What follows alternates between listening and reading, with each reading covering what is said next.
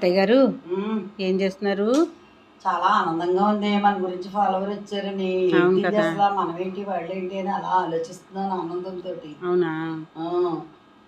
మొన్న నేను ఊరికెళ్ళాను కదా అత్తయ్య గారు. అప్పుడు బార్డర్లోను సోల్జర్స్ ఉంటారు కదా, వాళ్ళు పాపం సడన్గా వాళ్ళు టికెట్ లేకుండా గబగబా వచ్చి ఎక్కారట. అదే ఫుడ్ బోర్డ్ దగ్గర అక్కడ ఉంటుంది కదా ప్లేసు, కొంచెం ఖాళీ ఉంటే అక్కడ పడుకున్నారు సోల్జరు.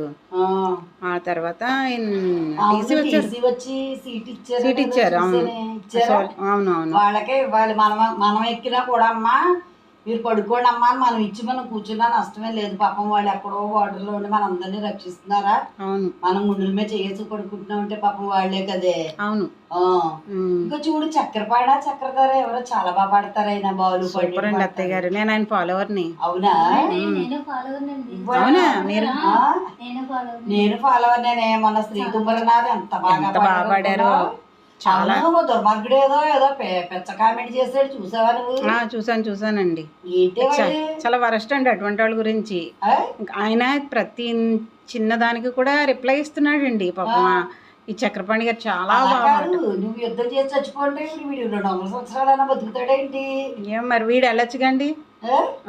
ఆ పెట్టినవాడు వెళ్ళొచ్చు. వాళ్ళు ప్రాణాలు కొట్టి ఉంటేనే కదా ఇక్కడ ఏసీలు వేసుకుని మరి తిన్నగా అనకూడదు. పెళ్ళాల పక్కల వెచ్చగా పడుకుంటున్నారు దుర్మార్గులు.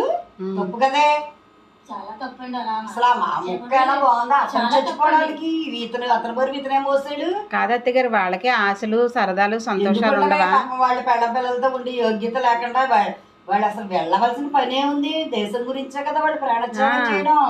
ఇన్ని కోట్ల మంది కోసం వాళ్ళు వెళ్తే ఇలా మాట్లాడి పెట్టాడో కామెంట్ సొలవ లేకుండా పెట్టాడో మరి ఎవరో ప్రేమో ఏదోట. అవును, చూసాను అత్తయ్య గారు, నేను చూసాను. జ్ఞానం ఉందంటావా అసలు? మరి అతనికి ఎంత మంది ఫాలోవర్స్ ఉన్నారంటే